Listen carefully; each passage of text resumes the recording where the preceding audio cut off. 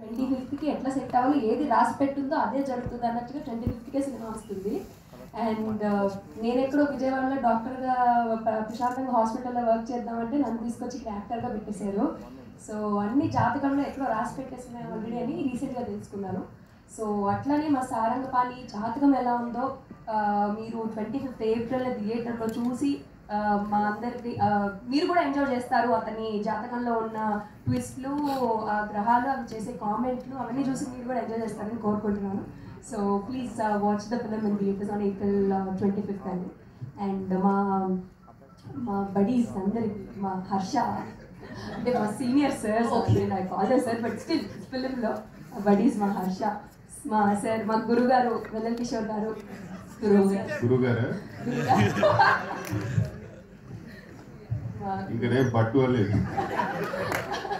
And రూప గారు congratulations అండి. యమకాతకి పెద్ద hit Tamil movie. So and మా సారంగపాణి, మా దర్శి హిట్ హ్యాట్రిక్ కొడతాడు మళ్ళీ ఈ సారంగపాణితో.